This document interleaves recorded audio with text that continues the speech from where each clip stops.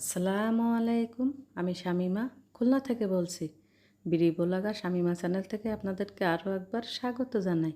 কাছে কিংবা দূরে, দেশ কিংবা দেশের বাহিরে, যে যেখান থেকে আমার ভিডিওটি দেখছেন, আশা করছি আল্লাহ পাকের অশেষ রহমতে আপনারা সকলেই ভালো আছেন। আমরাও আলহামদুলিল্লাহ ভালো আছি। চলে আসলাম নতুন আরও একটা ব্লগ নিয়ে। তো আজকের ব্লগটি বিকাল থেকে শুরু করছি। তো আসরের নামাজ পড়ে নিচে নামছি। এখন একটু আমার বাগানে যাব আর কি। তাই এখানে কিন্তু নতুন করে যে ইট দিয়ে এভাবে একটু গেঁথে দেওয়া হয়েছে, আর হচ্ছে নেট দিয়ে ঘিরে দিয়েছি। আর কারণ হচ্ছে মাঝে মাঝে মুরগি ছাড়বো, সে কারণে আর কি, যাতে মুরগি বাইরে না যেতে পারে। আর দ্বিতীয়ত হচ্ছে গাছ চারা নতুন করে হচ্ছে সবজি গাছ লাগানো হয়েছে। দেখা গেলো বাড়ি যেহেতু বাচ্চারা আছে, ওরা এসে ছিঁড়ে ফেলবে, সে কারণে। তো এই যে বস্তা ভরে কিন্তু এখানে যে লাউ গাছ দেওয়া হয়েছে বস্তার ভিতরে মাটি দিয়ে। তো এখানে যে মুরগির যে ঘরটা বানিয়েছিলাম, এটা তো টিন দিয়ে ছেয়েছি। তাই চালের পরে উঠিয়ে দেবো লাউ গাছ। তো সেজন্য আর কি ওখানে দিলাম, মানে যেখানে যেখানে রোদ্দুর লাগে সেখানে সেখানে দিয়েছি আর কি। আর এদিক থেকে এখানে কিন্তু সে আদা গাছ দিয়েছিলাম, এই যে। তো দেখুন আদা গাছগুলো কিন্তু খুব সুন্দর হয়েছে। এখন দেখা যাক, আমি প্রথম এবার এভাবে আদা লাগিয়েছি।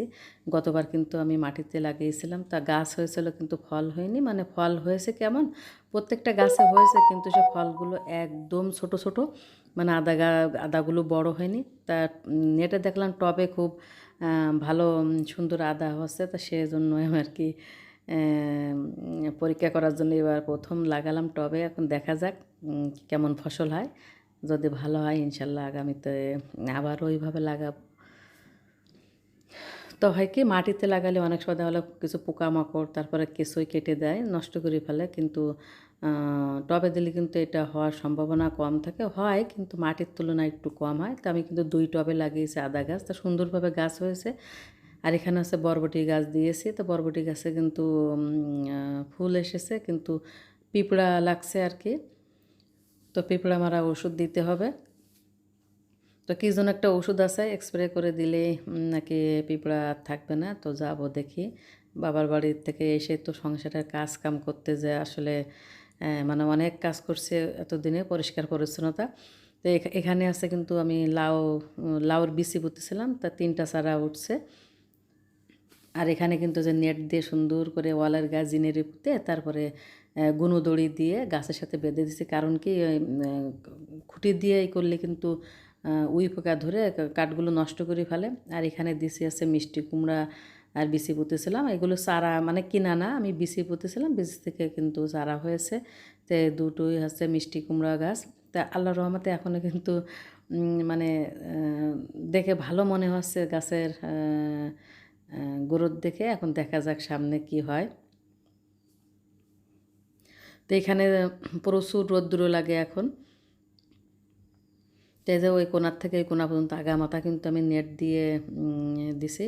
তো আমার বাবার বাড়ি থেকে এসে আমি আমাদের যে বাড়ি যে চাচা থাকে, ওই চাচাকে সাথে করে নিয়ে তারপরে আমরা 2জন মিলে টানিয়েছি। একা কিন্তু আসলে এইসব কাজ হয় না। আর এখানে যে পুঁইশাক গাছটা ছিল আগে, তো সেই পুঁইশাক গাছটা চেষ্টা করেছিলাম বাঁচানোর জন্য নেট খোলার সময়। আগে নেটগুলো তো সব খুলে ফেলছি, মানে উই ধরে কাঠ সব পড়ে গেছিলো ভেঙে ভেঙে নিচে।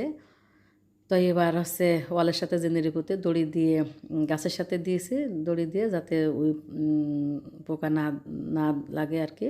আর এখানে যে আলুর ফল হয়েছে, মাটির তলে যে আলু লাগানো হয়, এই যে মেটে আলু বলে যেটাকে, তো এই ফল লাগিয়ে দিলে কিন্তু আবার গাছ হবে, আর তার নিচে কিন্তু ফল হবে। আর এটা কিন্তু এই দুটো আছে শশা গাছ। তো শশা গাছের গ্রো তো ভালো আছে, কিন্তু পোকা লাগছে বললাম না, সব গাছে স্প্রে করতে হবে। তো বাজারে যেতে হবে, যে ওষুধ এনে তারপরে ওষুধটা দিলে আল্লাহর রহমতে আশা করা যায় ইনশাল্লাহ পিঁপড়াগুলো মরে যাবে। আমি এমনি ফিনিশ যে পাউডার আছে ওইটা কিন্তু আমি দিয়েছি, তা খুব ভালো কাজ করতেছে না ওইটা। অর্থাৎ মাটিতে যে পিঁপড়াগুলো থাকে ওইভাবে কিন্তু দিলে এ, মারা মরে আর কি। কিন্তু এই যে গাছে যে লাগে এটা কিন্তু কাজ করতেছে না। তবে শুনছি লিকুইড একটা ওষুধ আছে, কি যেন ওষুধ পানির সাথে গুলায় স্প্রে করে দিলে আর নাকি পোকাটা আর থাকবে না। তো যাবো দেখি। আর এই যে এখানে কিন্তু সে আম গাছ ছিল, কর্নারে যে আম গাছটা আরাফাত আর যে গাছের, সরি আম গাছ না কাঁঠাল গাছ, আর ওইখানে ছিল কিন্তু নিম গাছ। তো দুটো কিন্তু আমি কেটে ফেলেছি, বিক্রি করে দিয়েছিলাম। তো এই দুটি গাছ কাটার ফলে কিন্তু এখানে এখন প্রচুর রৌদ্র আসে, মানে রৌদ্র যদি সূর্য যদি ওঠে, রৌদ্র যদি বাইরে থাকে, তা এখানে প্রায় 3টা 4টা পর্যন্ত রৌদ্র থাকে। তো সে কারণে আর কি আমি এখানে আগা মাথায় এভাবে আমি নেট দিয়ে দিছি, যাতে করে গাছগুলা এই নেটের উপরে উঠানো যায় আর কি। কারণ গাছের রোদ্দুর না লাগলে কিন্তু ফলন ভালো হয় না। যদি সকালে কাজ করছিলাম, তা কাশিটা বলে রেখে গেছিলাম, তো মনে ছিল না, তখন নিয়ে যাচ্ছে। আর এখানে কিন্তু সুইঝাল গাছ, তো সুইঝাল গাছও কিন্তু গাছের অনেক দূর উঠছে, আর কিন্তু অনেক বেশ বড় হয়েছে আর কি।